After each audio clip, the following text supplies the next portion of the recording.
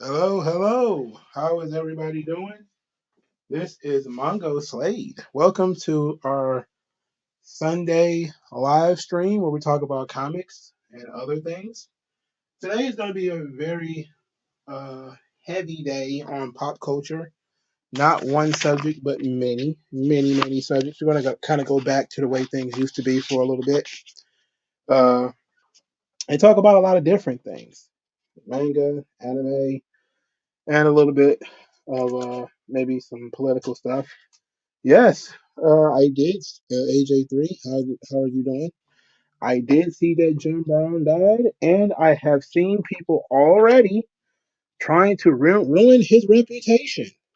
Um, Jim Brown, man's man, does whatever he wants to do, but apparently people are trying to dissolve his life down to a couple of instances of he got mad at people and maybe he hit them, maybe he didn't. He was never actually convicted of most of these things, but supposedly he was accused of domestic violence quite a few times. Uh, I don't want to spend all night talking about that kind of stuff, but Jim Brown, man's man, didn't take no guff. Actually became a millionaire doing movies. Was a real civil rights activist who was all about man being men, standing up for themselves, and you know he didn't have to be perfect.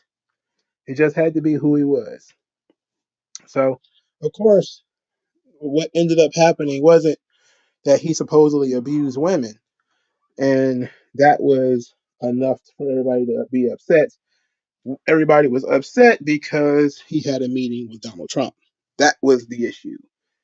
As soon as he had this meeting with Donald Trump, I started hearing about, he liked to abuse women. I was like, oh yeah, is that how it works, huh? Anyway, anyway, I'm not going to talk about that. Um, we are going to talk about um, my dive into Chip Zdarsky's Daredevil. So I didn't know because I don't buy floppies anymore. And I heard pretty good things about Zdarsky's Daredevil, and I heard it was actually coming to an end, so all the volumes will be out eventually. So I decided to go and try to catch up. So I ended up buying Daredevil Volume 1 to No Fear. And then I bought Daredevil Volume 1, or Daredevil and Elektra, the Red Fist saga. I thought these were back to back. They're actually months apart. They're 2 or 3 years apart, actually. So, but in Zdarsky's Daredevil in Volume 1, it's actually a very, very good deconstruction of Daredevil. And we're going to talk about that tonight. We're also going to talk about the spoilers of Kamala Khan, Ms. Marvel dying in the comics and people's reaction to it, specifically Ethan Van Sciver. He said something on Twitter that I didn't really like. So we're going to talk about that a little bit. I watched the movie Blade Runner. I had not seen it in a long time. I didn't like it when I did see it. Stick around to see if I change my mind. We're going to talk about My Hero Academia, Volume 34, which I have not finished yet, but it's almost done. It's only a couple of pages left. And I've been watching Saint Seiya on the anime. It's we'll talk about it when we get there. Have I heard about Chip Zdarsky's run on Batman? I heard it was boring actually. Um, uh, I heard it was boring. I heard his Batman wasn't nearly as good as his Daredevil. But I'm going to tell. We'll talk about why I didn't read Daredevil as it was coming out. Like I wouldn't have bought the floppies anyway. I would have just bought the trades. But the reason I never bought the Daredevil floppies or why I was not interested is it doesn't take much these days in order for me to drop something. I'll tell you why it took me forever to get to read Batman versus the Teenage Mutant Ninja Turtles. Let's talk about that first. It was a similar situation to Daredevil. So I heard about it. I was very excited about it. I decided to flip through. in I think the first, maybe the second issue or something like that. And after I watched Batman basically beat up all of the turtles by himself, I was like, you know what? I know what kind of story this is going to be. Not interested. Okay, not interested. Not about to sit here and watch Batman beat up my turtles. Not about to do that one. Not about to play that role. And I basically never looked at it again until the next thing I know, it was 3 volumes in. So I saw them. I watched the movie, or I heard about the movie. I heard the movie was coming out, and then some people that I trust said it was pretty good. And of course, I ended up reading it, the first volume. I bought them 1 volume at a time.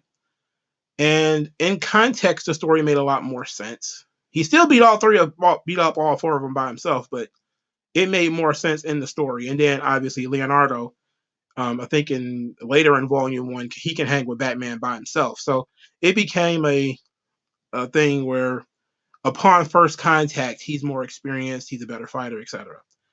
So it was a similar situation in Chip Zdarsky's Daredevil, where I flipped through the book and I just wanted to see, one, who the villain he was going to be fighting, and 2, how the characterization of Daredevil was going to be. That's really all I cared about.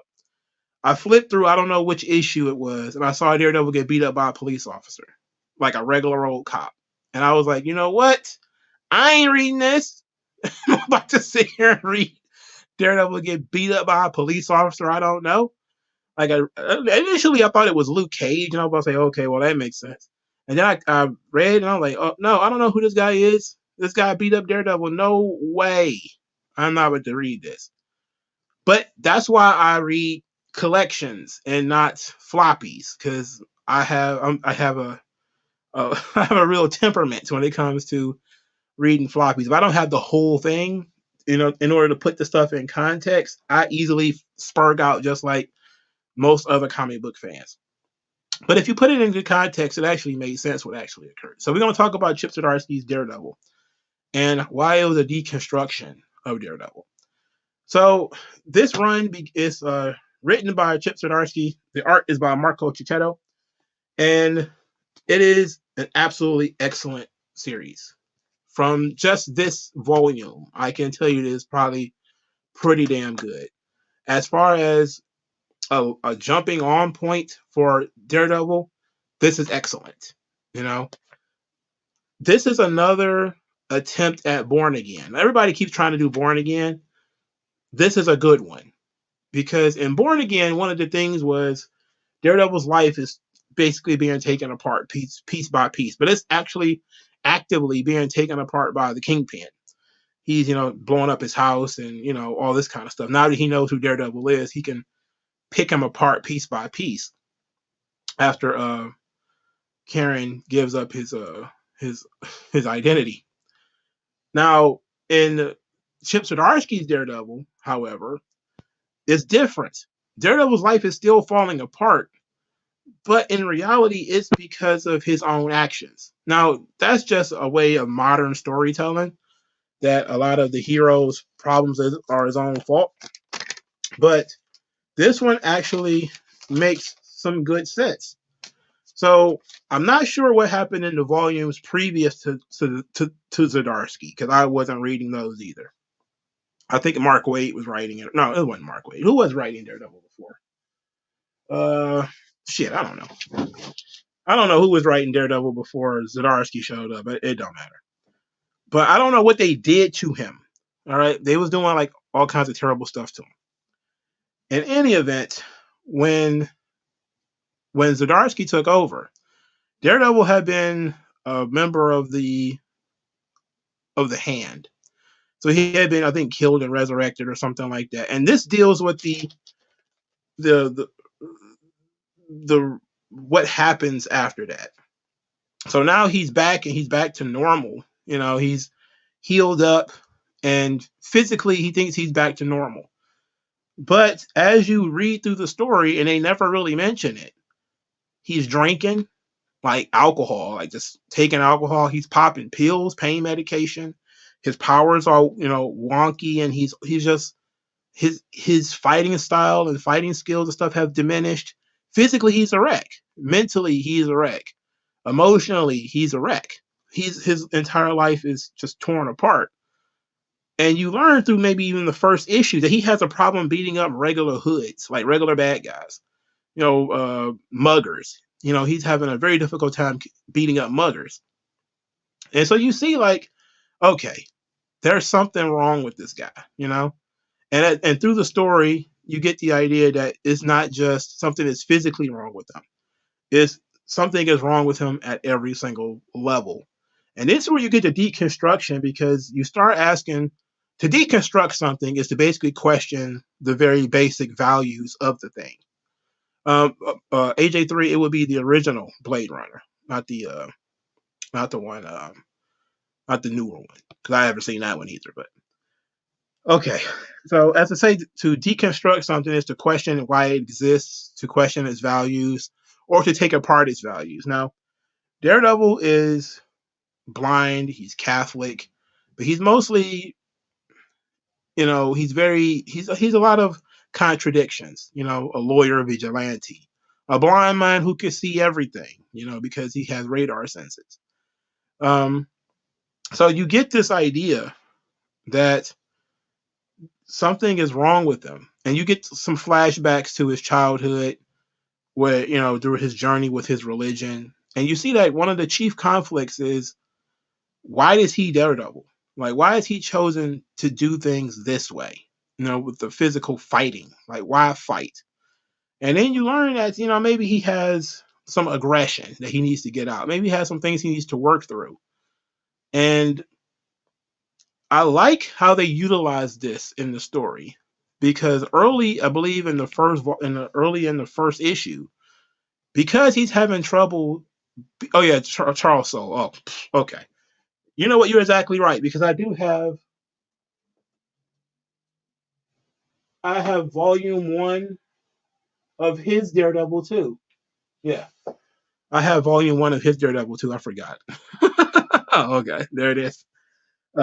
So Charles Soule, he's the one who introduced Blind Spot, the blind Chinese kid, and had Daredevil go on and on about illegal immigration. Wasn't he? I think he was also the one to have Daredevil tell Iron Man he should give away all his money. I knew there was a reason why I stopped reading that. I knew there was a reason I stopped reading it. I wasn't entirely sure until you reminded me. But yeah, I think Charles Soule had written Daredevil to tell Iron Man to give away all his money because he's too rich and all this kind of stuff. He could fix people's problems if he just gave away all his money. I'm like, oh God, get the fuck out of here. Anyway, back to the Zdarsky Daredevil. Because he's having such a problem beating up these hoods, he takes a guy and rams the guy's head against a wall, uh, just a concrete wall, basically a basic thing. And then you find out later that the guy dies. So now Daredevil is dealing with that. Like, it was completely by accident. Now he was basically doing what he does, ninja guys, punching them, kicking them, whatever.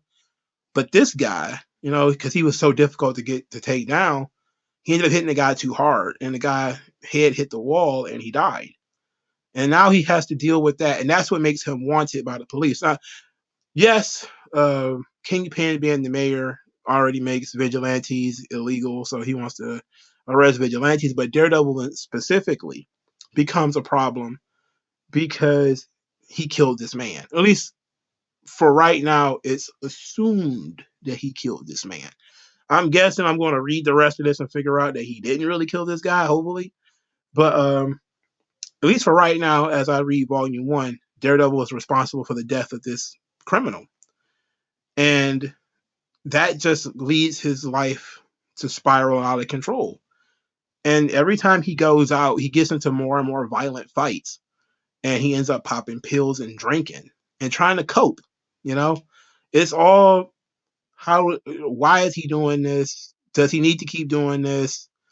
And there's a bunch of other things kind of floating around in there. And you see clearly that he needs help. And I had seen the scene with him and Spider-Man at the end. I had seen that before, but I forgot about it. So what happens is at the end of the first volume, Daredevil he's unraveled. Okay, he's lost it. He can't really beat villains up by himself anymore. He's jumping into danger without thinking. Again, drinking too much. He's popping pain pills. He's doing all kinds of stuff. He has a run in with the Punisher at one point, where the Punisher thinks that he's changed. The Punisher, is like, yeah, you're killing guys now. This is great. Like this is good. You're learning.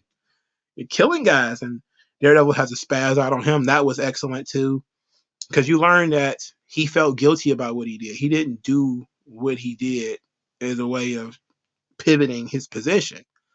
He did what he did, and this was just the outcome. He just went too far at one time. But at this point, he starts to unravel, and everybody sees it. He's fist fighting this police officer in public, and because physically he had gotten shot, and I didn't know that when I read the book, probably 2019 when it came out. He had gotten shot in the shoulder, so he wasn't at full strength or whatever. So the guy beat him up because he had got shot in the shoulder and he was fighting him. So and the Punisher ends up saving him after he got arrested. So he attacks the Owl, who is probably a C-level villain at this point, and attacks his drug shipment or whatever. And he's in over his head. He can't really even deal with this situation by himself.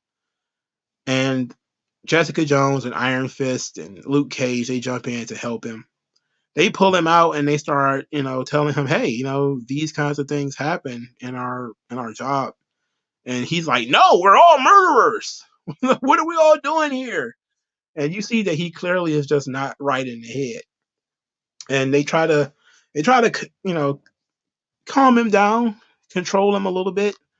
And he asks to go to the bathroom. He jumps out the window and he runs back to his apartment, and there's Spider-Man. And I do want to go through just a little bit of what Spider-Man says to Daredevil and why I think this is so important in terms of deconstructing the character. And you get to learn why this is such a good series. We're going to start with Daredevil's part. He says, wait, someone's here. He's using his radar. He says, impossibly quiet. The hand?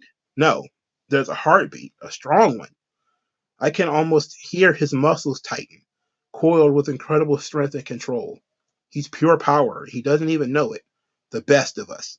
Then Spider-Man speaks and says, Daredevil, I followed you. Normally, I'd never be able to follow you, but clearly you're not yourself. And he's looking over at the bottle of alcohol. And there's I think it's supposed to be like Jack Daniels or something like that in a shot glass.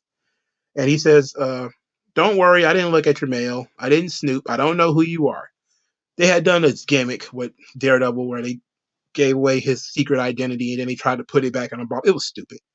And then he says, and I'm not just talking about your identity. You killed a man. I've been there. It's horrible. Had to do a lot of soul searching after.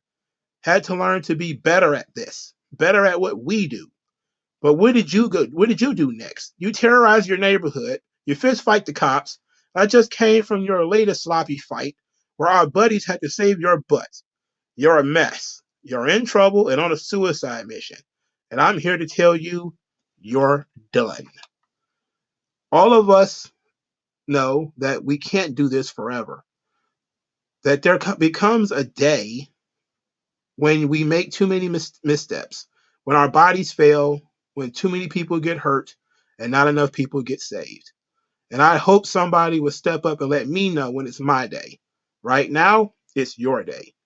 It's over. I'm spreading the word. If any of us see you out there attempting this, we'll stop you. We have to. Or it could be the end of all of us. You need to stop.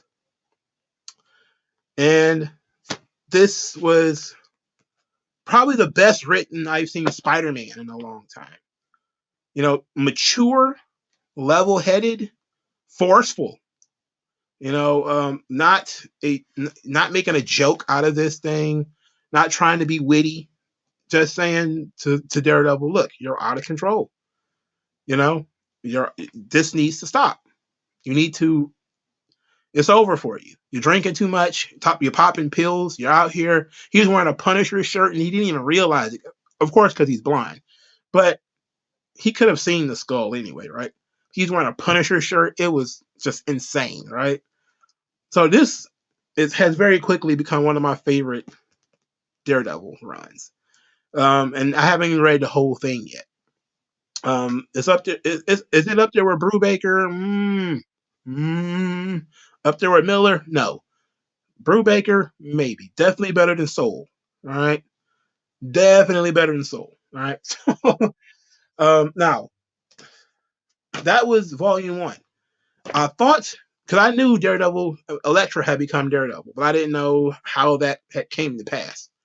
So when I bought uh, volume one, I bought Daredevil and Elektra thinking that was the same series. It's not. Okay. So this one is basically them two sharing their Daredevil store moniker, and it's called the Red Fist Saga. And essentially, what it is Daredevil finishing up some business after apparently the issues that took place from 2019 to 2022. So it's like months and months of missed stuff. But the interesting thing here is it's Daredevil and Spider-Man, and they're together. You know, this is of course after Spider-Man told Daredevil to quit and that he needed to give it up. But this time they're working together. So you see that they had their conflict in volume one, but here it is a different volume, and now they're friends again. You know, they're working it out. He even tells Spider-Man who his secret identity is in this issue. Now, Elektra is doing some other stuff. She's always doing other stuff. I don't know what's going on. But this was actually okay too. The art kept changing quite a bit because they kept doing flashbacks and stuff like this in here. It's okay though. It's not awful. I don't like the idea of Elektra being Daredevil. Like Elektra is Elektra. She doesn't need to be Daredevil. But I'm not gonna get all pissy about it. It's just another thing that happens in comic books that I don't like because all characters must be the same, and what makes you has to be spread out amongst a bunch of other people. It's the shits. I can tell you that much. But I do like generally both of these volumes. Um, so I definitely will be trying to fill in the blanks. So I definitely need to get volume two. I probably have to order it online. I'll go to my secondary comic book shop first to see if they got it. But for the most part, that joint is nice. So to continue the Spider-Man thing and to move on to our next subject, Kamala Khan, Ms. Marvel, is apparently going to die in Amazing Spider-Man. I don't know if it was number 26. Who knows? Who cares anymore? These Spider-Man stories are terrible. But I really don't give a damn about Kamala Khan, Ms. Marvel. She's one of the many comic book characters I don't care about. And to be quite honest, I don't see why so many people are so angry about it or angry about her existence rather. There's a ton of heroes that exist that I don't care about.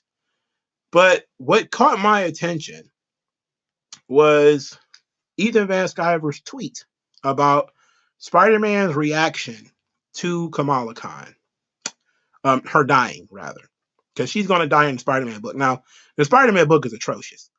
I read one page of that book, maybe 2 pages. I flipped through it because I wasn't about to sit there and read it. I saw Mary Jane is, I guess, married to some guy named Paul, and they found some children in a wasteland, and now they have a family.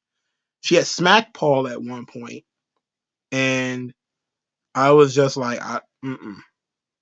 what? She smacked him? Yeah, she smacked him. Like, just straight up bitch smacked Paul in a comic book. Before they hooked up, you know, she hit him in the face. And I was like, okay, this is dumb.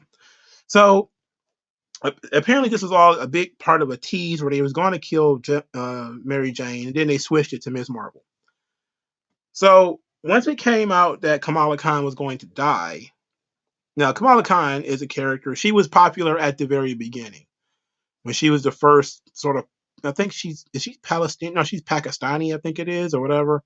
Superhero. She was the first Muslim. Well, not the first Muslim, but the first solo Muslim to get her own book and all this kind of stuff. You know. Um. So we were. it was a big deal at first. And then the series, of course, petered out like they always do. They wrote the series awfully. G. Willow Wilson was the writer at first, and of course, they was just pairing the writer with the character. G. Willow Wilson is a Muslim, and she and Ms. Marvel is a Muslim, and that's how they was doing things. Then they had, I think, Saladin Ahmed, who's going to be writing Daredevil. We'll talk about that in a minute. It had him take over. It's just all bad. And Kamala Khan is the shits. All right, she's just a stupid character. She doesn't have to be, but there's no real such thing as bad characters. It's really just bad writing. If Kamala Khan had been written by like Chris Claremont or something like that in the '80s, she probably would have been so much better, and people would have appreciated her a lot more. But because she was created by Sana Amanat and G. Willow Wilson during the age of wokeness, people just don't like this character, and that has caused people to lose perspective. And that's why I want to talk about Ethan Van Sciver so much in his tweet. So there's a picture of Spider-Man.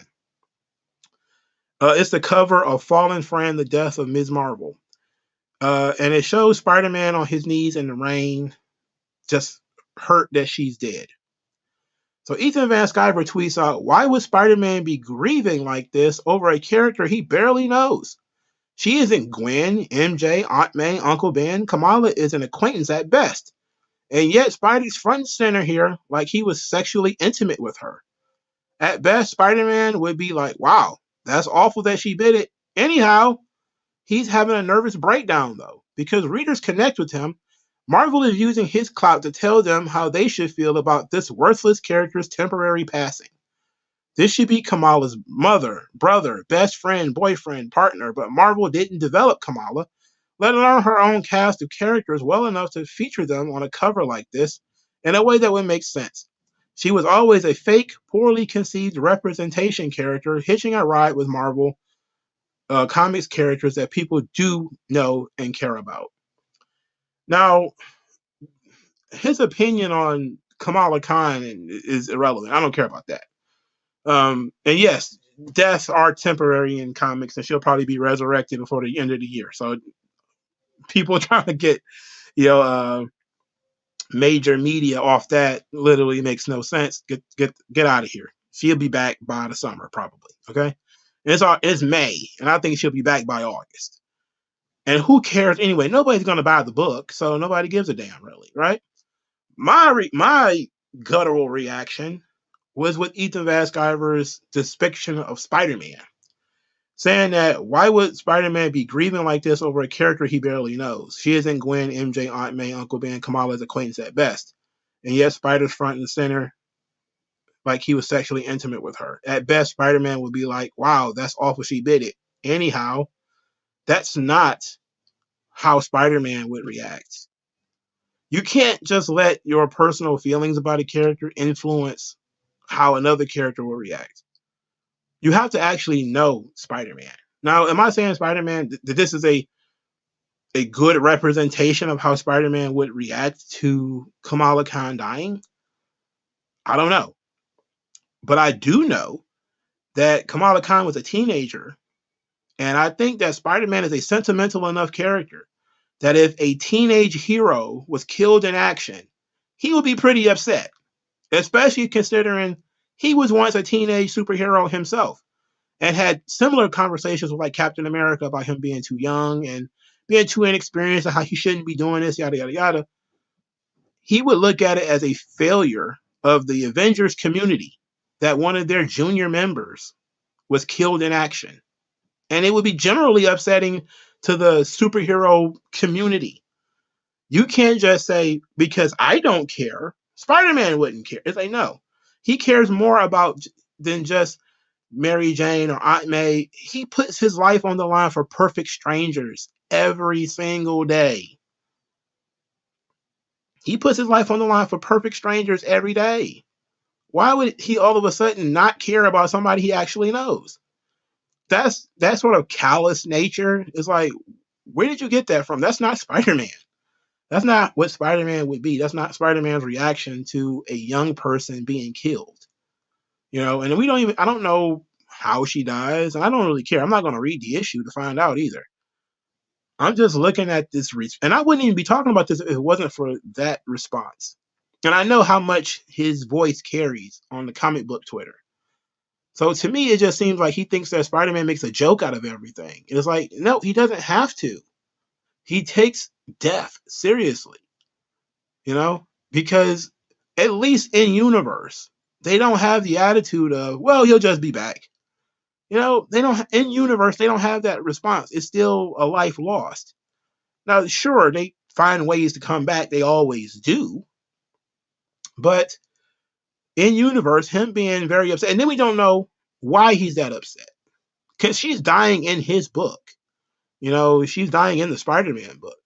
So it could be one of those Parker Luck situations where she tries to help and she ends up getting killed, or something like that. She gets shot with a bullet that was intended for him, or something like that. Who knows? There might be contextually some good reason why he's so upset, but generally speaking, he would definitely be upset about the death of a young hero. Somebody that he actually knows. It would definitely affect him. If anybody had those sort of attitudes, they're probably like the Punisher or somebody like that. They'd be like, "Well, too bad," Nobody has that. No superhero has that attitude.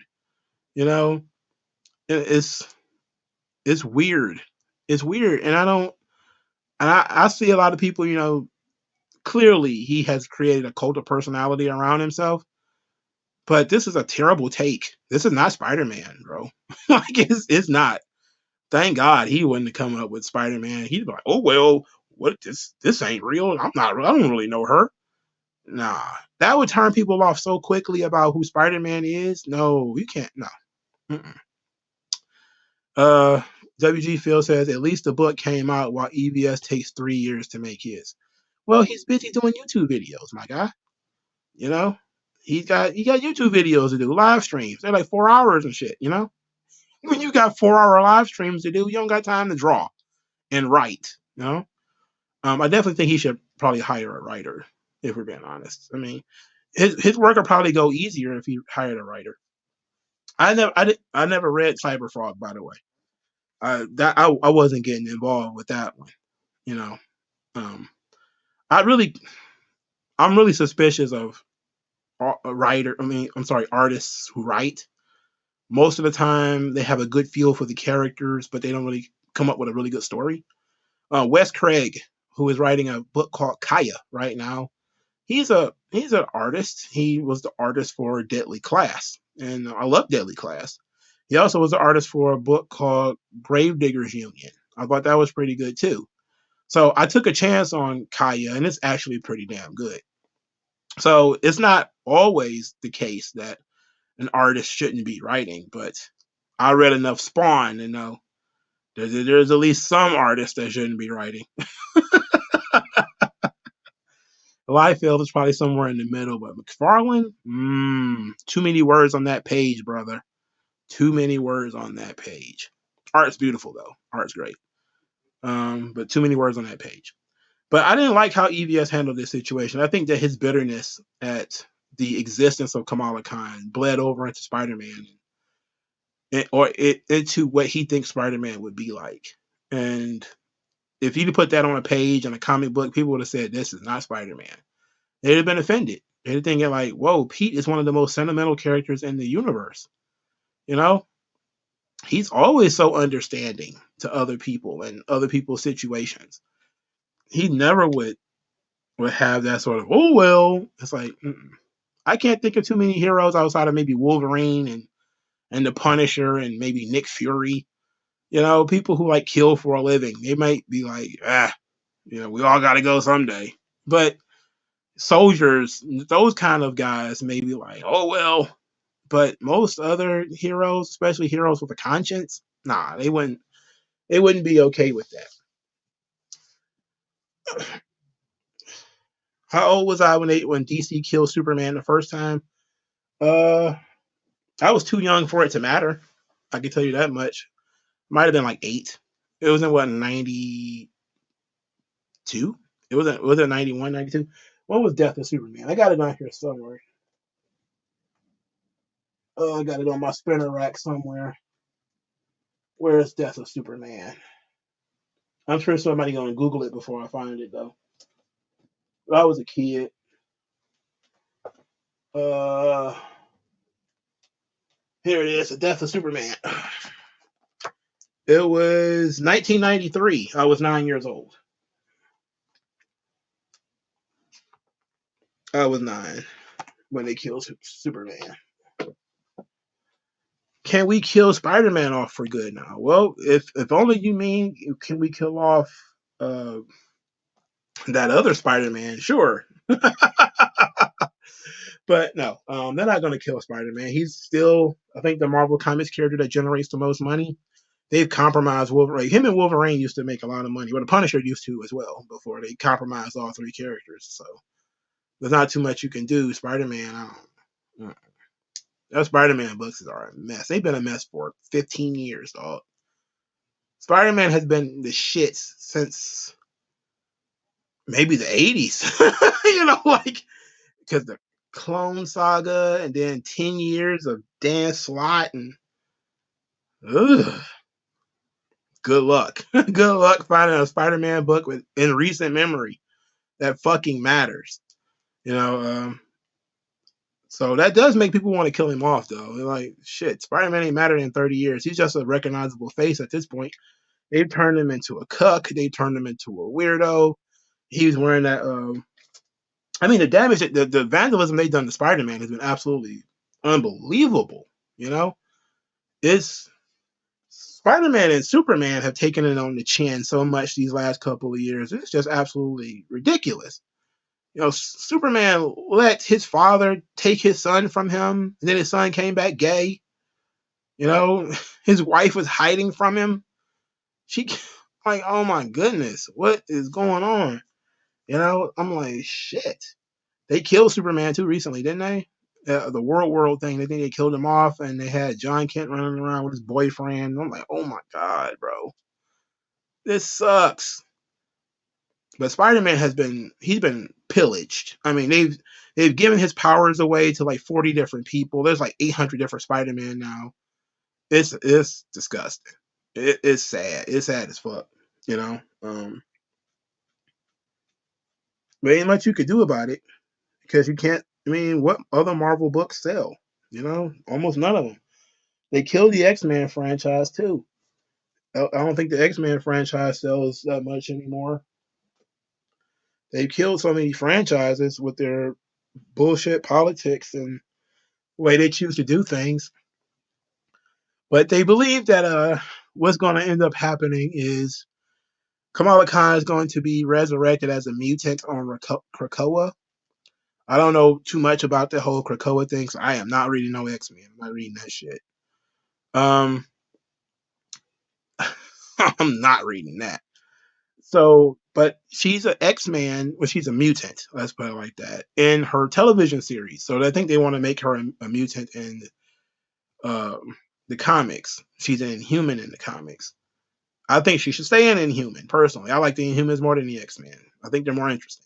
I know they're kind of offbeat, but then again, I like offbeat characters, I do. I either like them street level, I like them so over the top that, it doesn't matter anymore, right? What about the Clone War did I hate? Well, the fact that they had Peter Parker abuse Mary Jane while not knowing who he really was, and then they tried to introduce that Ben Riley shit, and then the length of it, I was like, it's just all, it's all terrible. No, it's awful. I wouldn't even try to read that shit. It's just too much stuff, right? It's like One Piece. It's just so much stuff that you're bound to get lost in it, and you don't come out the other side with a better understanding of who Spider-Man is or why Spider-Man does what he does. It's just constant 90s edgelordism, and a lot of 90s comic books are terrible because of that. But and it's very unfortunate. It's been very, very unfortunate, and he deserves better. It would be nice if they would let people who want to write Spider-Man and actually do something cool with them and make them fun again. Like the only Spider-Man comics I've read in the last several years have been the Marvel Masterworks, Ditko and Lee Spider-Man. That's the only thing I've read. I haven't. I flipped through like a Dan Slide or something like that, but other than that, I'm not purchasing anything with Spider-Man's face on it. That's recent. I think I may have gotten one of those. It was like an Amazing Spider-Man book, the end of Dan Slott's run, I think it was, where they gave the Green Goblin the Carnage symbiote. I think that's what they did. They was giving them joints away because they had bought so many of them and they couldn't sell them. So he's basically giving them away to people who have been at the comic shop for a long time. Since I was a regular, they basically just gave me an issue of that stuff, and I read it. I didn't understand what was going on because I hadn't been reading it, so and it didn't make me want to read any more of it. So I was like, oh well, you know, I guess he's Carnage Goblin. I don't know. Who cares? AJ3. They have never treated the Inhumans with any respect after they wanted to replace the X-Men because Marvel didn't own the rights to the mutants anymore, so they tried to use the Inhumans. Yeah. Interesting thing about that was the Inhumans can be interesting on their own, but the issue is you can't have the Inhumans and the mutants in the world at the same time. You know, it's virtually the same thing, except for the Inhumans are more monstrous than the mutants because and it's voluntary. You know, you have to reach puberty before you start going through the Terrigen mists and all this kind of stuff. It's a rite of passage, while mutants is just something that happens to them. But I always liked the Inhumans as interesting characters, you know, and they weren't as blown out of proportion. Their story's a little bit simpler than the X-Men. The X-Men just it went so far. X-Force, X-Factor, um, the various other offshoot books. And I was like, oh my God. Oh, oof. I like Cable, but X Force. I like Cable. That's all I can say is I like Cable. I don't know about the rest of that shit. But all those other rip-off, knockoff X-Men books, I wouldn't read none of that shit, man. New Mutants, I wasn't reading that. Uh, straight up, it's just too much. It's too much to follow. You know, like you can overexpose characters and you can overexpose concepts. And X-Men was one of those things that was always overexposed to me, and the Inhumans weren't. So it was easy for me to follow the Inhumans because outside, I mean, you could read the Fantastic Four stories with them in it, but in terms of Inhumans books, most of those were pretty well contained.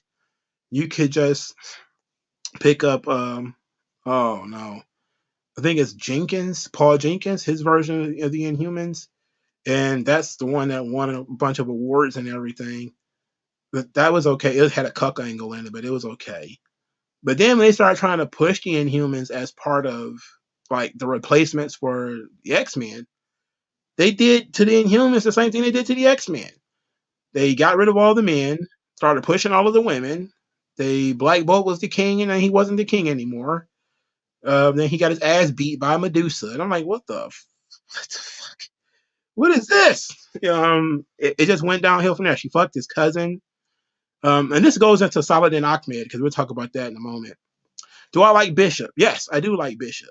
Um, one of the books that I do enjoy that I suggest people pick up that I got is I think Avengers versus X-Men, not Avengers versus X-Men. Uh, it was Cable fighting the Avengers by himself. It was tremendous. I'm trying to figure out what it was called though. It's on my spinner rack. Here it is. It is Avengers X Sanction. It is Cable fighting all of the Avengers. It fucking rules. All right. It fucking rules. It's short. It's sweet. It's compact. There's only 4 issues. So this is very solid. I'm holding it up like you can see it. It's very solid. All right. It's very, very solid. I suggest get that. I will pick up a book with Cable on the cover of it. I wouldn't buy a series anymore though. I saw them. They probably ruined that joint. Um, They ruined the Cable books, man. They killed them off and they replaced them with the young Cable, and I was like, I wasn't reading it anyway, but I was like, oh my goodness. Nick Spencer was writing Spider-Man with Dan Slott left. Is he the idiot who put Spider-Man in that suit with his mask on, and he was about to do stand-up comedy or something like that? Uh, Jesus Christ, they've been doing so much bad stuff with Spider-Man. Who knows? But yeah, I like Bishop. Bishop is pretty cool. Cable is my favorite X-Men though. Him and Wolverine, of course, are my favorite X-Men. Gambit was one of my favorite X-Men for a long time too, but they don't know how to write him. Outside of the TV show, they haven't really produced a well written Gambit yet, which is sad. I like Storm too, but they again similar situation. They're not really sure what they want to do with Storm. They just want her to be the leader of the X-Men because she was the leader in the 80s, and they figure, oh well, modern audiences should have Mama Africa Storm. I didn't like that Maya Angelou Storm they was writing a couple of years ago, where she had like the head wraps and it was ridiculous. She was hanging out with Black Panther all the time. Like the whole marriage with her and Black Panther was so fucking cringe. I was like, oh my god, this does not serve either character well. Black Panther does not need a woman who is as strong as he is. You know, like he should have a submissive wife, you know. She should be comforting. She should be something that he isn't. She should be comforting. She should be calm. She should be there for him. He needed a wife that should be like, if you really wanted to deal with the idea of his wife is not Wakandan, right? Like, which is, I guess, what they were going for. His wife could have been American, and it would have been a coming to America type of situation where I think he had an American girlfriend throughout the 80s and parts of the 90s or something like that. They decided to ditch all that because they wanted to have the power couple, the Jay-Z and Beyonce, with him and Storm. And then of course they kept going back and forth and back and forth. They're still doing that shit now, where she'll occasionally pop up in his book. Like when I was reading Ta-Nehisi Coates' Black Panther in Space, which I was actually buying the floppy of because I was enjoying it at first, and then it went off the rails. She was in that book like literally all the time. She was always in that fucking book. And I'm like, she should be like a special guest. She shouldn't be like a regular member of the cast. What are you doing? But having his god wife and all this kind of stuff, I was like, yeah, I'm good with that. But Storm is great. A lot of the X-Men stories are absolutely great. My problem with X-Men fans is they act like everything X-Men was great. It's like, not everything. I read the Onslaught thing. That shit was a mess. Like it was terrible. God Loves Man Kills, amazing. That was tremendous. Um, Fall of the Mutants was okay. It was pretty good. But there's a lot of stuff that House of M wasn't a big fan. I wasn't a big fan of anything after House of M. I thought House of M was okay. But a lot of the stuff after that, I was like, oh no. When they started doing like the X-Men Worship the Phoenix or whatever, the Cyclops mostly, I was like, yeah, I'm good on that. Too much Phoenix. And then they went back to doing it. Like recently they was doing like all these dudes worship the Phoenix. And I was like, ugh, no. No more Phoenix. How about that? No more Phoenix. Just give moratorium on the Phoenix. WG Phil says, I'm probably the only person who doesn't like Deadpool or Harley Quinn.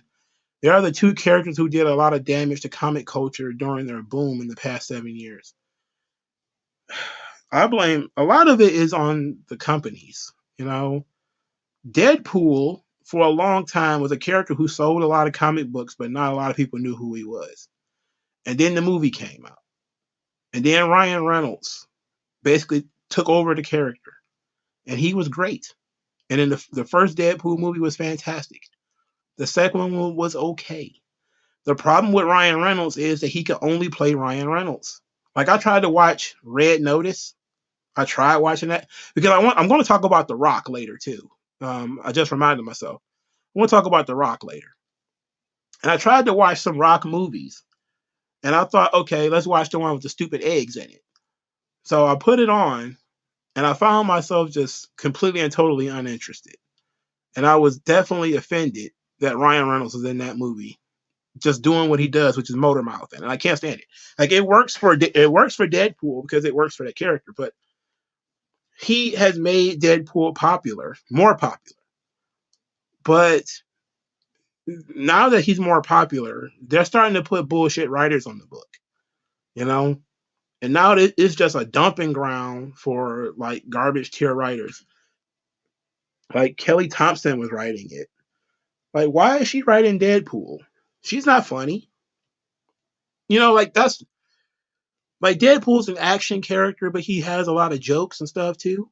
There's still some good Deadpool stuff. I think Bad Blood is pretty good. Do I have Bad Blood on the shelf? Uh, I may have bought the floppies, but I did like Bad Blood. But there was just it's so poorly written, and then they're overexposed because they put them in everything. Like they put Harley Quinn in literally everything now. It's yes, he was in Blade Trinity too. He was awful in that.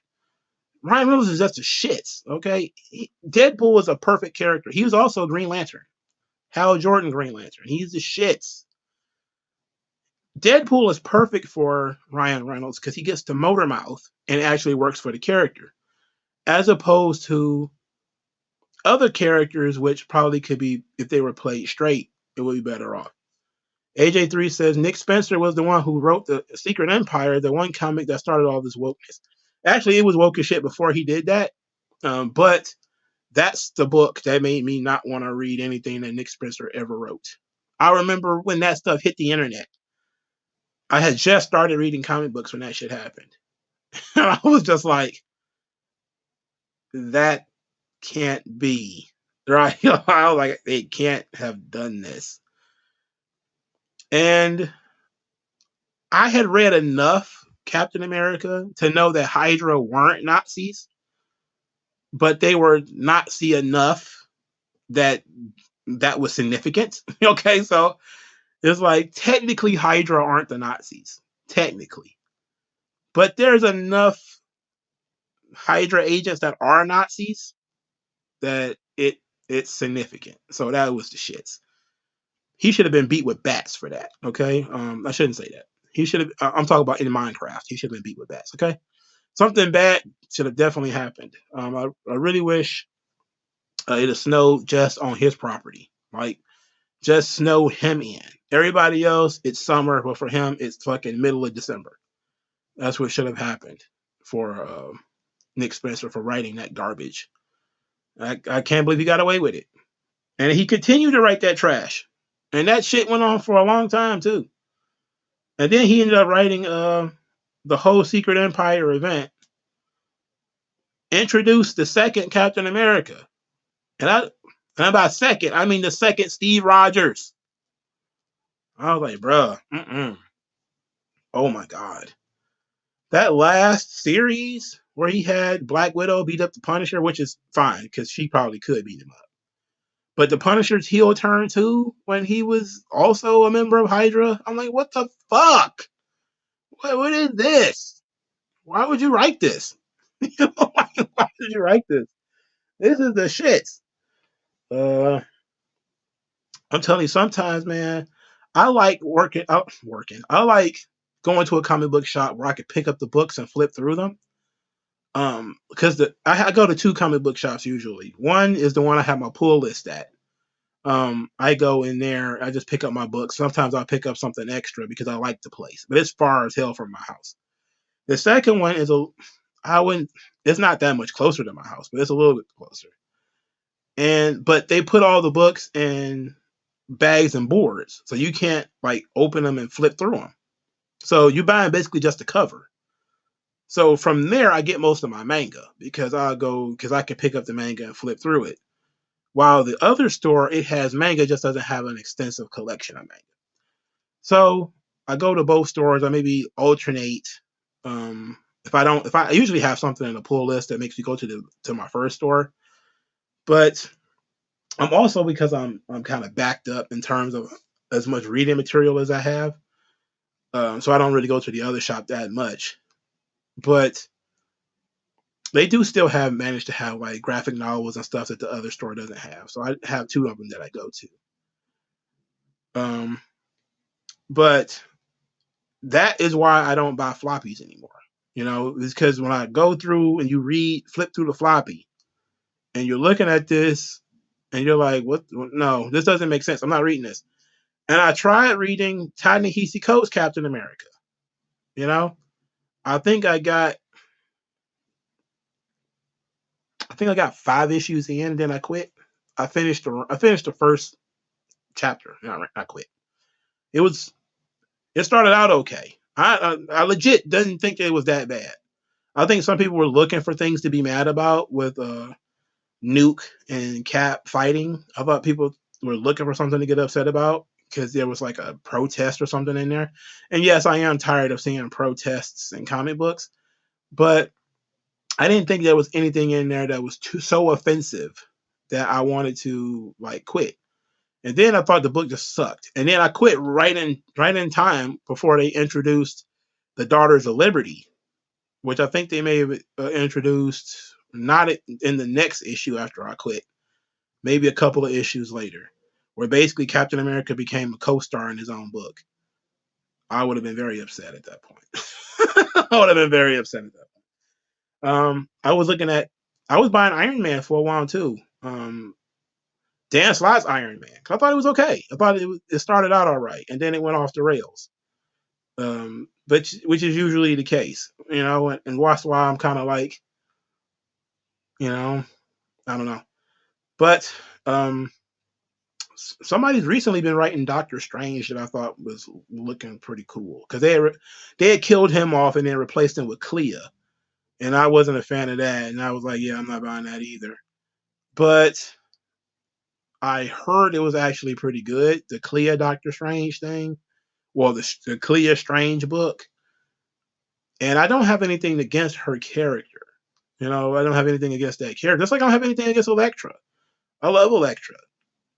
I just don't like Elektra as Daredevil, and I don't think she needs to be Daredevil. That shouldn't be a criminal act to say Elektra is perfectly fine being Elektra. She shouldn't have to be Daredevil. Why? Why does she have to be Daredevil? You know, what's the purpose? You know, like, what is the purpose? But it made sense in context when I learned about it because Matt's going to go to jail, and while he's in jail, he just basically had her acting while he was in jail. Um, and that was fine. But now I'm looking at this thing like this is years after the fact, and she's still fucking Daredevil. Like, what's up with that? I heard they got married too, but I don't know that for sure because I haven't seen that occur yet. Um, I don't know if Elektra is the kind of woman you marry though. I don't know. I don't think that character works in that role. You have to know about the character, and I don't think Elektra is Daredevil's like one and true. I don't think it's another one of those things where I think they complement each other very well in terms of relationships. Like she's fire and she's bloodthirsty, and Matt's calm and he can talk her down, and they have a rapport. But I don't know if it works as a relationship, like a long term relationship. I don't know about that. I don't know about that one. But I'm definitely in favor of Daredevil getting married, but maybe not to Elektra. I don't know. I think most people, if they say Daredevil was to get married, it would be to Elektra. Like, what your other options would be some either Karen Page, who is currently dead, if I remember correctly. She is dead. She hasn't been resurrected. And Black Widow, who is basically another version of Elektra. And it's like, yeah, you have the same issue there.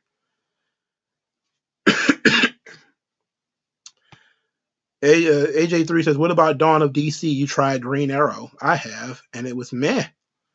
I am deeply concerned about DC Comics. I flipped through the Green Lantern book because that's the one I was interested in. Um, I looked at it and I said, I'll wait. I'll wait. Um, when it comes to DC, I bought the One Bad Day. I bought the Bane One Bad Day, and I bought the It was another one. I bought Bane and Ra's al Ghul. I bought that. Ra's al Ghul. Those are the two that I bought because those are the two characters I actually liked, and I like both of those books too. Um, I meant to get Mr. Freeze, but I couldn't find it. I know I was the one defending Mr. Freeze, saying it wasn't that bad, but I hadn't actually bought it, and now I can't fucking find it. They did a storyline with Hawkeye and Black Widow where they kind of ended their relationship. It was several years ago, actually. It was I don't know. It was a little while after Hawkeye and Mockingbird fell out. It was several years later where Hawkeye, well, essentially Black Widow thought that Hawkeye was too good for her. You know, he's too much of a good guy. So he's not nearly the good guy that Daredevil is. So it definitely wouldn't work.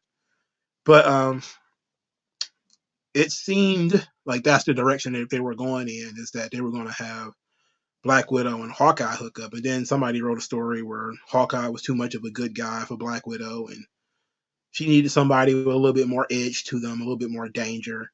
And then it's the whole she can't have babies thing. So it was a mess. But they had Daredevil and Black Widow as a thing in the 80s. So when what's that brickhead motherfucker? Bendis. When Bendis wrote that crazy Daredevil story where Daredevil had babies all over the place and he had children with like Black Widow, I'm like, what? how, how can that happen? You know she can't have babies, right? Like you do know that, right? I don't know what kind of story that was. I think it was like an annual or something. And I was like, Elektra, okay. Some random jump off that he banged, because he always banging random jump offs in the books. Okay, fine. He gets them pregnant. Okay, but Black Widow? No, I don't see that one. Yeah, I don't. I wouldn't. Look, I like them as a pair. I like them as a team. I don't know if I like them as a couple. And Hawkeye, I don't think fits with Black Widow either. I think he might be as a character too nice, but he's not nearly as nice as Daredevil is. You know, he has a little bit more edge than Daredevil does.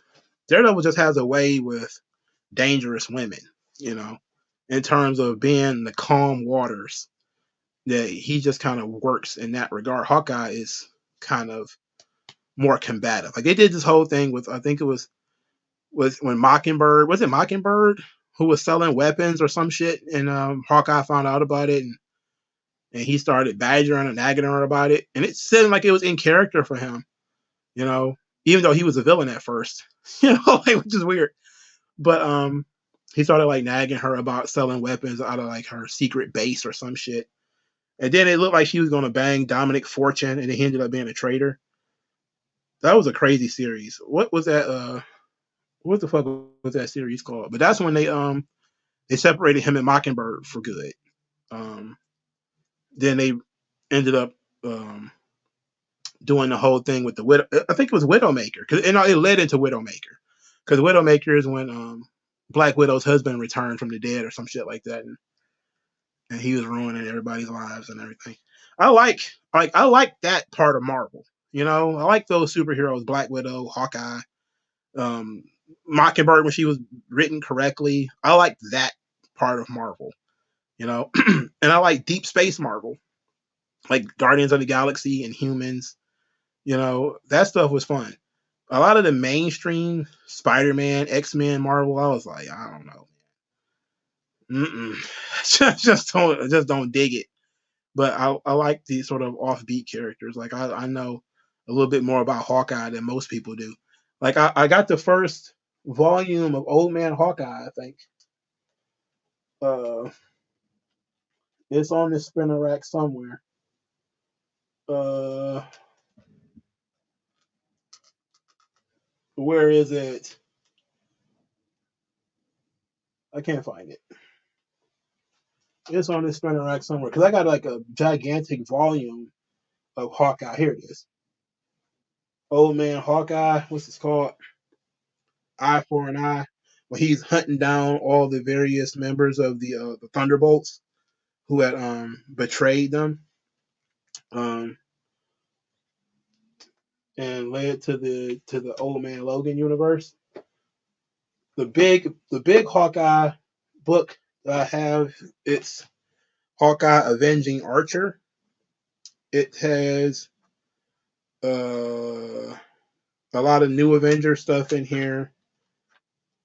I think they got the Widowmaker angle in here too. Yeah, this is the one exactly the one I was talking about. Mockingbird is running some kind of espionage organization, and she's working with that weirdo Dominic Fortune. And then a Blind Spot, which is a quintessential blocking. Oh, it's right here on the back. Goddamn. So we got the reunion where where Mockingbird is brought back to life. Hawkeye and Mockingbird 1 through 6. Widowmaker, Hawkeye, Blind Spot. Blind Spot is pretty damn good. Now, Blind Spot actually plays into old man Hawkeye because he's losing his sight, and as a archer, that's a very important element of his character. So, oh, I thought that was very good. Do I hear anything about Marvel creating a character called Torpedo? No, I would imagine they've already had characters called Torpedo. All right, talked a lot about comic books. Let's talk about Blade Runner. Um, so I watched this movie. I remember watching it for film class in college. I had to take a film class. I hated it, to be quite honest. I was like, this movie sucks. It's boring, which is the worst thing that a piece of media can be, is boring. So I watched it again, fresh eyes, because Mongo loves him some cyborgs, and I was like, okay, I'm gonna take this movie in, and we're gonna be a little bit more open minded. I'm having real bad heartburn right now. This is the original Blade Runner from 1982. So again, I had to watch it in class, and I hated it. So I watched it today on my own for fun, and I say Harrison Ford looks a lot like Dean Ambrose. Just the scruffy hair and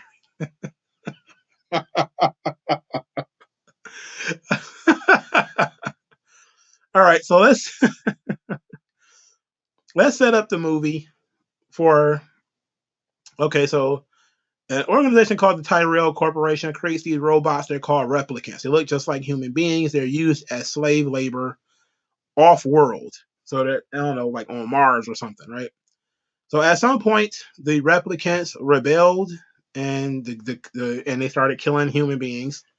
Because they look just like human beings, nobody can really tell them apart outside of this Voight-Kampff test. Replicants have been escaping their colony and coming back to Earth, where the Earth government says that the replicants are illegal on Earth. And so there's a special police force called the Blade Runners that hunt down and shoot renegade replicants. Very simple setup. Maybe too simple, because now we're like, okay, what's the story? Like, what is this? Like, you tell us all of that, and you basically get a slave narrative out of this. And so that's really what had my mind tripping, because I'm like, oh no, more slave stories. So we go through the movie, and the first thing we're subjected to, I guess you could say, is the Voight-Kampff test, where they're trying to figure out. You can figure out who a replicant is because they don't have human emotions, even though they do give them the ability to maybe develop them over time. Usually they don't last long enough to develop significant memories, but sometimes they do. And so it's a test, but you basically ask them a bunch of questions, and then you gauge their reactions. Of course, later in the movie, we realize that most of the replicants don't have memories. Like, that would have been an easy way to figure out what a replicant is. You could ask them what their birthday is, and they should have been able to figure it out, right? Like, what do you remember from second grade or something like that? Most of them just don't have memories, like deep memories. But the Voight-Kampff test is a way of trying to figure out who the replicants are. So we learned that Deckard, who was played by Harrison Ford, he's brought back onto the police force to chase down 4 killer replicants who have escaped the colony and landed on Earth. It's unknown what they want, at least at the time, but they're here and they're doing bad stuff. So then we figure out one of the replicants is named Roy. He's dying, he's decaying, and he wants his creator, the Dr. Tyrell, to extend his life. So he's been trying to find a way to find Dr. Tyrell in order to have a meeting with him so the doctor will extend his life. And we're going to skip through the movie because I'm pretty sure most of you have seen it already. I'm just doing this for my own edification at this point. Dr. Tyrell has an assistant named Rachel. Rachel is a newer model replicant. She actually has, pretty good memories, but she was still able to. I mean, Decker was still able to figure out that Rachel was a replicant. And they said that it takes about 30 questions before you can figure out who a replicant is. But for Rachel, it took over 100. So that means she's sort of a newer model, and she's so deep into being a replicant, she doesn't even know that she is. Eventually, she does figure out that she is one, and she runs away, which is not a good thing for a replicant, right? You just can't run away. We're gonna cut off your foot. I mean, I'm sorry, we don't do that here. Anyway, the replicants, they find one of them is working as a stripper, and she's putting like I don't know, it made it seem like she was having sex with a viper or something crazy like that. Like I don't know what the hell she was doing. She was like some kind of stripper. Decker chased her down and killed her. So that's one. The other three, one is a basically a sex worker or something like that. Basically, that's kind of. I think they said she was a pleasure model or something like that. It was whatever.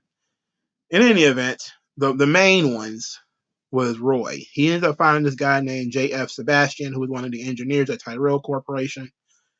He gets this guy to get him a meeting with Dr. Tyrell. And then we have the real conversation, really. Because now we get what Roy wants, why he escaped the colony, why he's come here, why he's killing all these people, is he's trying to get Dr. Tyrell to extend his life. And he finds out that it's impossible. They go through all of these scenarios. Like, you could do this. You could change the flux capacitor. And no. If you change the flux capacitor, then the whippity-dippity-doo won't work no more. It's all that kind of sciencey stuff. But you're supposed to get from this conversation that if man could have a conversation with God, that's what you're supposed to get out of that conversation, the negotiation. That maybe if you did this, it'll work. Maybe if you just change this one little thing, I can live a little bit longer, And God's like, no, you have a set time limit. It's coming to an end. It's over for you.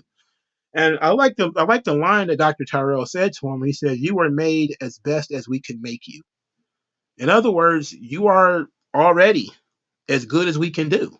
We can't do better than you yet, and your life is over. So he decides he's going to crush Dr. Tyrell's head. He crushed his fucking head. And I was like, oh my goodness. That was a pretty violent scene too, by the way. They made sure to show that Dr. Tyrell suffered. Okay. They showed you that he suffered. So of course he kills Sebastian as well, but that ends up being his undoing. In killing Sebastian, now Decker knows where he should snoop next. And he finds another replicant there. He ends up killing her too. After she did, I don't know, she was doing handsprings or something. It was very weird. It was a very weird scene.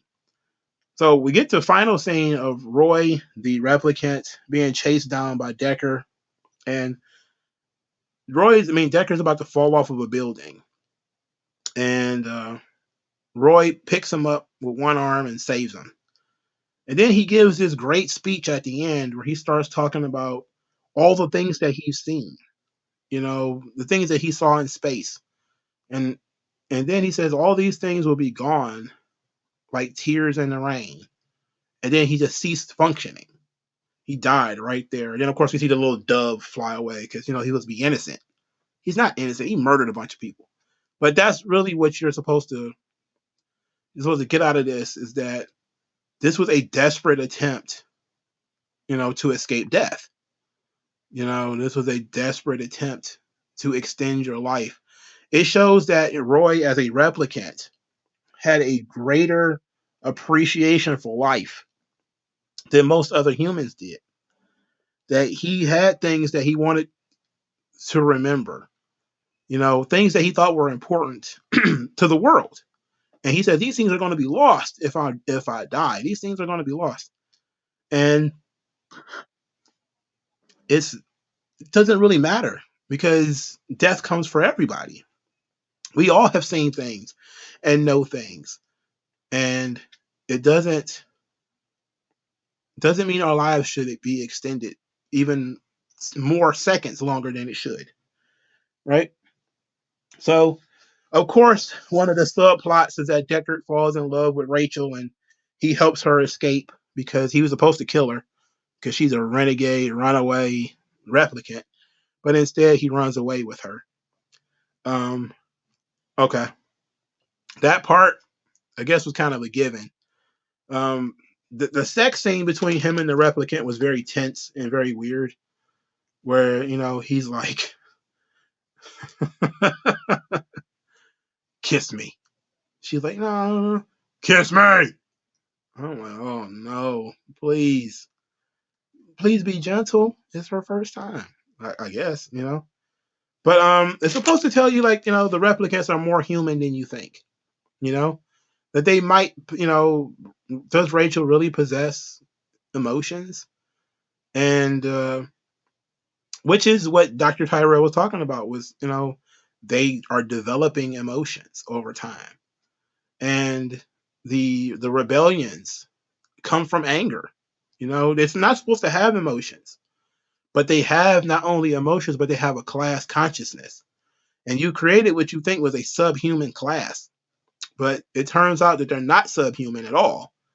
That, in fact, they're no different than you are. It's an allegory to slavery. All right. So, um, and that way, we don't see the replicants suffer enough in order to get the direct slavery uh, effect that they want us to have from the story. But it's okay. It works from that regard. Now, in terms of the movie, I think it moves very slow. I had a problem watching it because I was like, oh my God, nothing is happening yet. Usually when you have like crazy killer robots or something like that, it's like Virtuosity.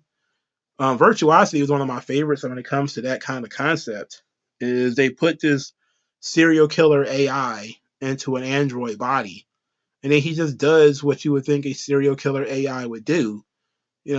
Murder people, torture people, and this guy has to hunt him down and kill him. And he's difficult to kill because he's just a machine, doesn't have any emotions whatsoever. But the replicants were all about, it's a dichotomy between humans and other creatures. Like how sometimes we may treat pets, like we treat dogs and cats and things like they don't have emotions, like they don't feel things.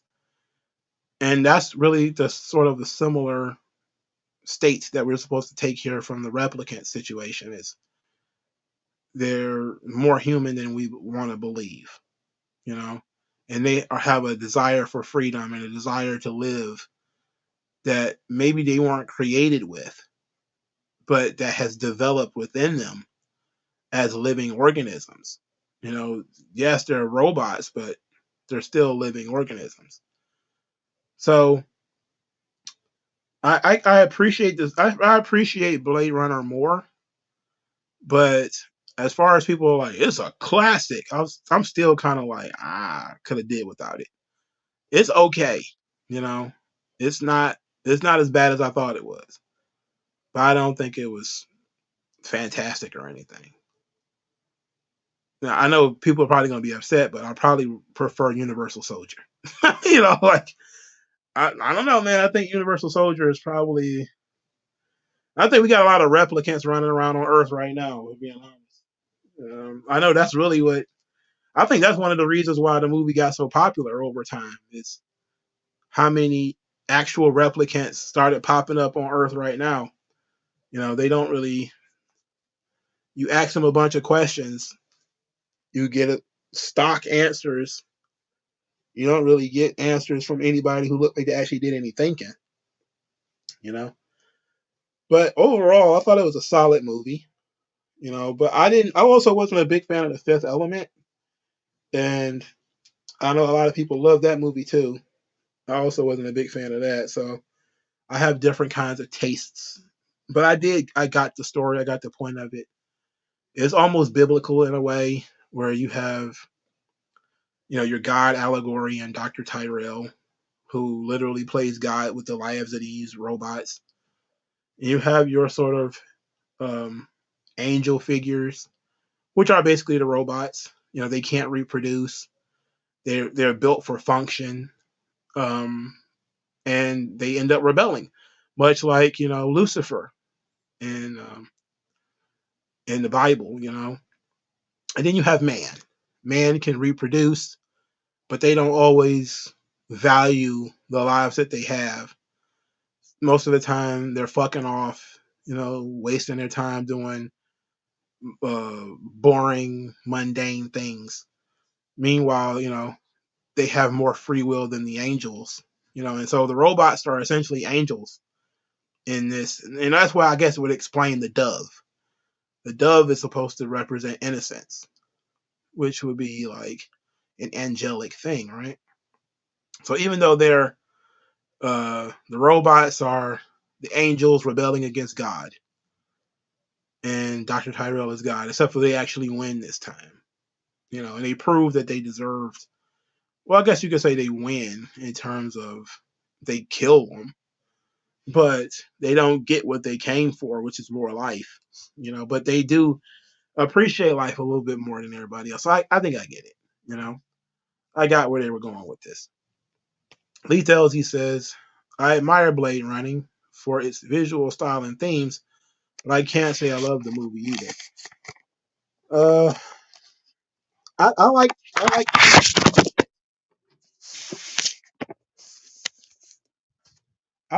it looked. The flying cars and everything. But it just looked like they filmed a sci-fi movie in Seattle. Like it seemed to be like perpetually raining.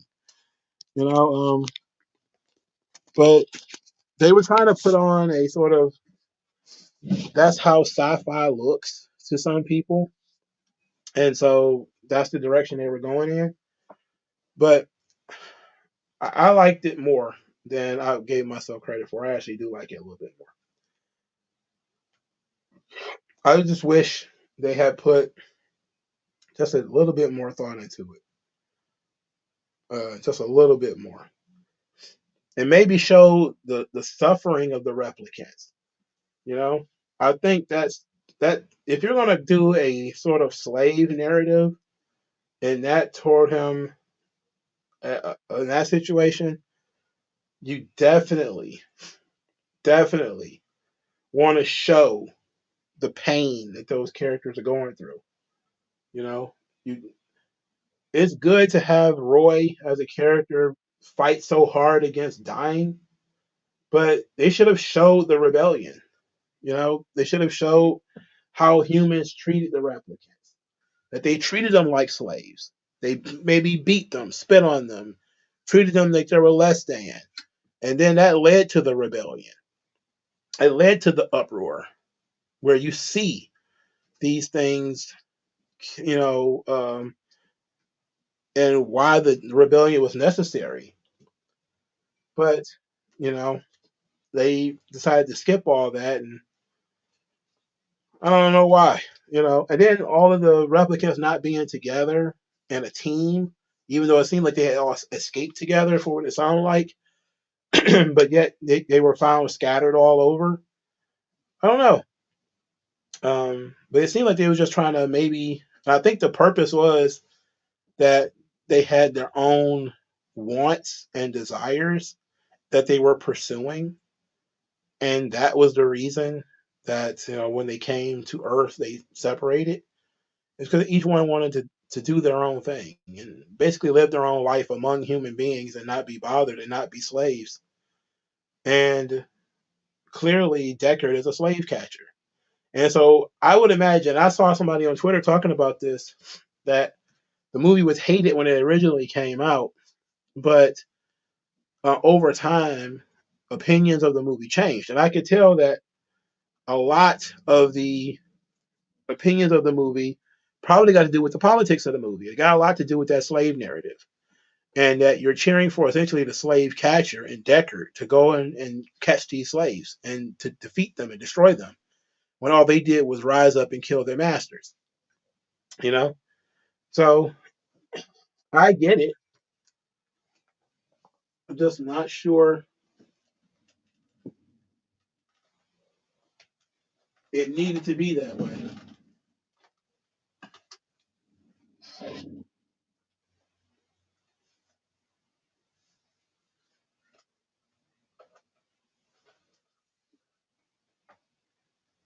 Oh no! Come on, there we go.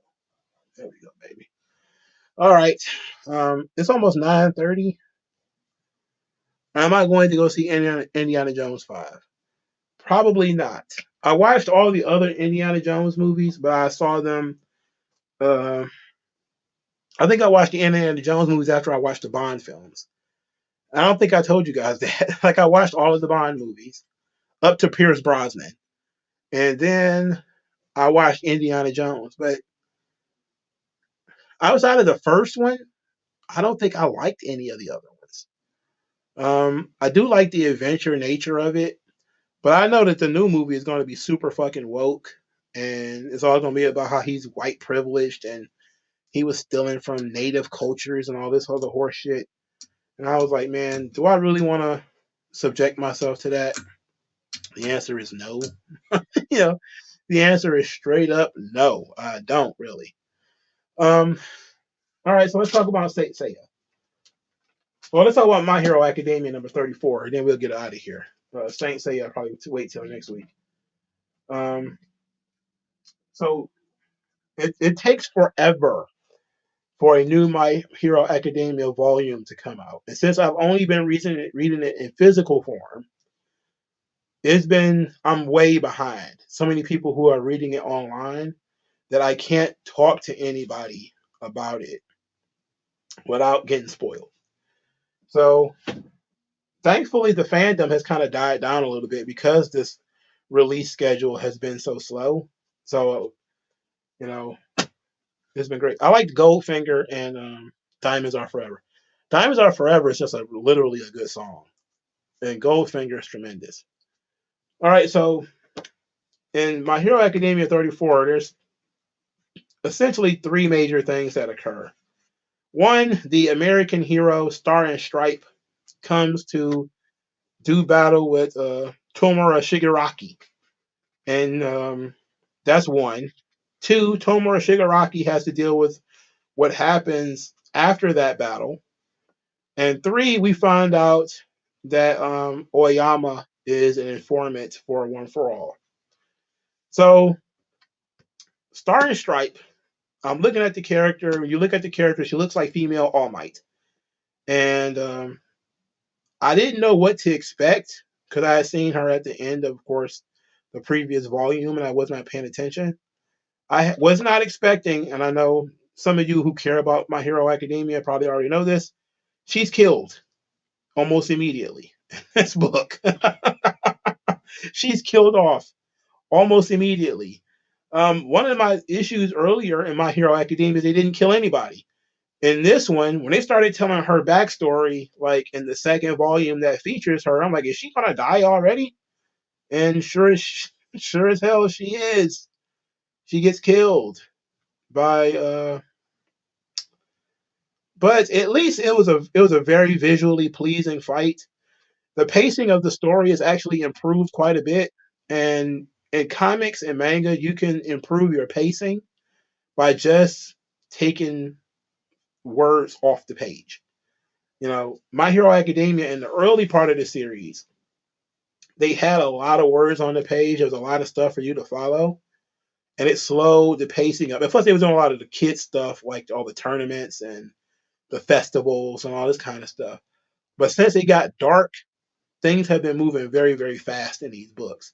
So her being introduced and killed within the middle of the first volume that features her, when she seemed like a character who could have been around for a little while, but she made a pretty good impact. So her power is, it's called New Order. Sort of, I guess, a play on New World Order, right? Where basically anything she touches, she can give it a new meaning or whatever. So this is a power that fears, that one for all for one fears. And he didn't want to fight her, until he was prepared. But it was fortuitous that now she's in this situation. Essentially, she gets her quirk stolen. And considering Shigaraki's quirk is that he makes things decay, the moment he touched her face, she started to die.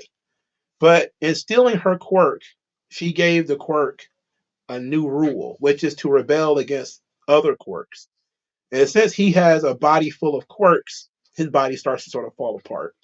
And so Shigaraki is dealing with how to how he's going to get rid of all of these extra quirks that is within his body before it tears his body apart.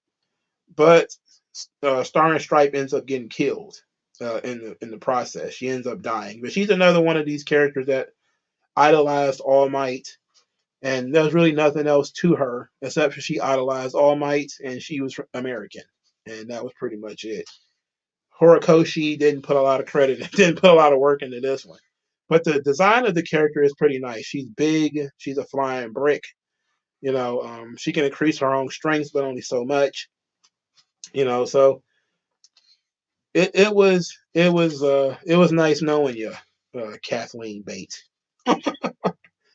I'm far more interested in the revelation that Oyama, the sort of Fruity Loops kid in in the class, is literally a agent of All for One, and it seemed like they were going to turn him heel a long time ago, and this is actually something that they mentioned in the book where it says the behind the scenes primer. It says, I originally planned to reveal Oyama's big secret back in the Forest Training Camp, volumes 9 and 10. Pretty substantial change. And you could tell that there was something weird about this Oyama kid, and he had this weird obsession with Midoriya. But they waited literally years before they dropped this thing on you. And now it seems like it's moving kind of fast. Like, yes, the seeds were there, I think, but I like the reveal ultimately, and plus I like how they found out the Invisible Girl is the one who overhears the conversation, and she finally does something. Like, she's been invisible this whole time, she hasn't really done much of anything, but her being invisible actually helps this time. Um, so she overhears the conversation now, and we find out that Oyama was born without a quirk, just like Midoriya. That's why he won. That's why he's been so obsessed with Midoriya. Is you know they had a similar story. All Might gave Midoriya his quirk, and Oyama got his quirk from All for One. And it was a way to have a mole in the school. That's a great story. That is legitimately a great story. I wish we could have gotten more time to flesh this thing out. But what makes this even better, and it's something I really don't like, because I complained about this before, but it's a good character development for Midoriya, is that he is so forgiving that once Oyama admitted that he was an informant and told the story about how All for One would kill them if he ever rebelled against them, and how he was quirkless and all this kind of stuff, there are so many scenes of just Oyama crying, Midoriya crying, everybody else crying. It's so fucking annoying. Like, it's just annoying seeing all of these male characters fucking cry in this book. Okay? It's fucking annoying. But it works. And then at the end of it, you see that all of the characters truly have good hearts as they forgive Oyama pretty quickly.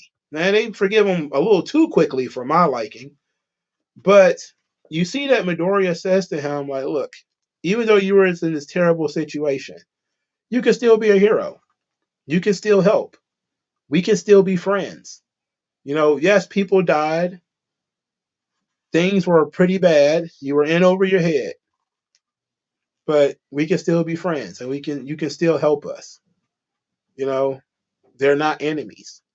And this is one of those things where consistent character development is a struggle because it'd been easy for a cynical writer, even somebody like myself, that after you've written characters to die and suffer and all this kind of stuff, and then for a character to be, um, I guess you could say, exposed as a traitor, for you to still write that the character is forgiving, uh, and that the character is saying, "Look, it's okay." You're writing a saint at this point, like you're writing a character that's essentially a saint, and that's really what's up with Midoriya, is that he is saint-like. He holds no grudges, you know. And you see this earlier in the series where he talks about when he's talking to his ancestors, the people who held one for all before, and they're asking him, can he kill uh, Shigaraki? And he says no, he wants to save him. So that means that no matter how much damage Shigaraki does, Midoriya is not giving up on him. He still believes that somewhere deep and down in that guy is some good. There is something deeply motivating about that, especially in a world where not a lot of heroes still present that way in comic books and manga and stuff. So many people have decided to go with the cynical, brutalistic hero who would, have stomped out a guy who was a friend of his all this time because he was a traitor. To have somebody who says, "You betrayed us, and that's disappointing, and because of you, people suffered. But if you legitimately repent, you can move. We can move forward." You know, like there's something genuine about that. There's something refreshing about it. Because you don't see a lot of that in comics these days. You don't see a lot of it in manga either. You see a lot of more of that dark element that I can't believe it. I'll never trust you again. And that's a more human response. You know, it is.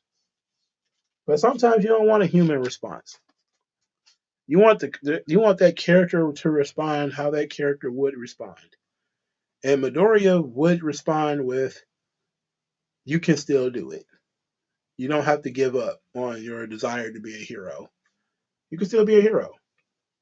And that is refreshing because that's consistent character development. But man, is it tough. Man, I've struggled with maintaining something like that, you know, because writing saints ain't exactly something that I'm very good at. Usually you cross one of the characters I wrote, and vengeance is a real thing. But one of the stories that I'm writing now, I just came up with a sketch of it. It's just a kind of a sketch of it in my mind. It's a revenge story where there's not going to be any revenge at the end. And I feel very comfortable saying that because I think there are other ways of handling these situations, you know, where there needs to be a conflict that's tied up and a conflict that needs to be overcome, but not necessarily that people need to be killed or made to suffer more than necessary, you know. So I'm definitely going to look into maybe writing a saint in my own way. But the book is solid. It's very good. I wish Star and Stripe would have been around for a little bit longer, so I got to actually care about her when she got killed off. Um, but they showed that she had like really crazy powers, and her powers were fucking awesome. And maybe because her powers were fucking awesome, that's why they had to kill her off so quickly. But that was the bulk of the book so far, is her battle with Shigaraki, and then her being killed off. Um, But I know I'm far behind. But you could tell that this book is starting to wrap up because the pace is starting to quicken. Characters are starting to be introduced and killed off almost essentially at the same time. Lady Nagant is another one. She was introduced and pretty much killed off. I think that's where the anime is on that character arc, Lady Nagant, but she's not in the book long. I haven't watched the manga in a while. I mean, watched the anime in a while either. Maybe I ought to spend the rest of my night catching up. But then again, I do have other things to read. Prince Ali, did you see that Burger King Miles Morales into Spider-Man vs. Burger? That SpongeBob episode was ahead of its time. I did not. I will be going to see that movie though. I may wait for it to drop on one of the bootleg sites I use, but I do want to see that movie. Um, I don't know why. I just do. You know, it just feels like one of the movies I should go see. But I need to see it for myself in order to fully understand it. You know, it does me feel like something I need to go see myself. All right, my mouth is dry. If there's any other questions or anything like that, we're gonna wrap it up right here. I appreciate everybody for coming out. Like, share, subscribe. Thank you all for your time. I need an antacid. I'm having heartburn problems. I'll talk to you guys later.